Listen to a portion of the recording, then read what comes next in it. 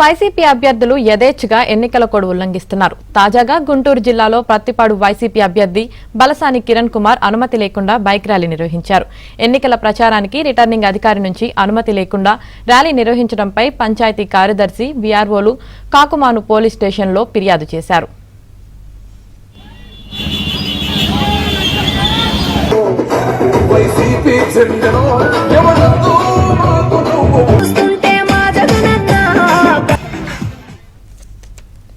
అదేవిధంగా కాకుమానుకు చెందిన వాలంటీర్ సొంతంగా రత్నకిషోర్ వైసీపీ ఎన్నికల ప్రచారంలో పాల్గొన్నాడు. రత్నకిషోర్ ను సస్పెండ్ చేస్తున్నట్లు ఎంపీడీఓ రామకృష్ణ చెప్పారు. వాలంటీర్లుగా విధులు నిర్వహిస్తున్న వారు ఎన్నికల కమిషన్ ఆదేశాల మేరకు ప్రచారంలో పాల్గొనకూడదని ఆయన తెలిపారు. ఎన్నికల ప్రవర్తన నియమావళి అమల్లో ఉన్నందున ఎలాంటి ప్రచారాలు, సభలు, ర్యాలీలు నిర్వహించాలన్నా అధికారుల నుంచి అనుమతి తీసుకోవాలని ఎస్ఐ రవీందర్ అన్నారు. అనుమతి తీసుకొని వారిపై కేసులు నమోదు చేస్తామని ఎస్ఐ హెచ్చరించారు.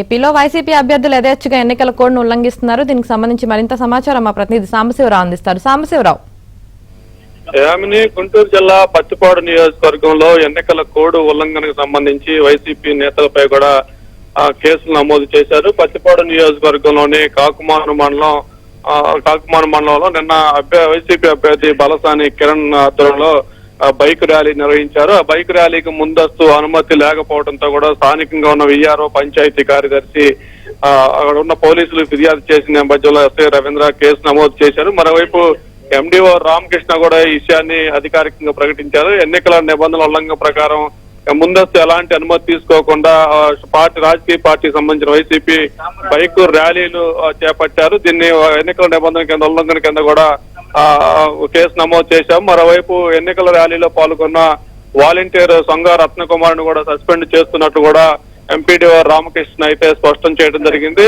ఏ రాజకీయ పార్టీ అయినా సరే తప్పనిసరిగా ప్రచారం చేసినా, ర్యాలీలు చేసినా, సభలో సమావేశాలు పెట్టుకున్న ముందస్తు అనుమతి తీసుకోవాలంటూ కూడా అధికార యంత్రాంగం చెప్తున్నప్పుడు కూడా అధికార పార్టీకి చెందిన వైసీపీ నేతలు ఈ నేటిని పెడచెవిని పెట్టి చేయడంతో పాటు ఇప్పుడు తాజాగా వైసీపీ నేతలపై కూడా పత్తిపాడు నియోజకవర్గంలోని కాకుమాను మండలంలో కేసు నమోదు చేయడం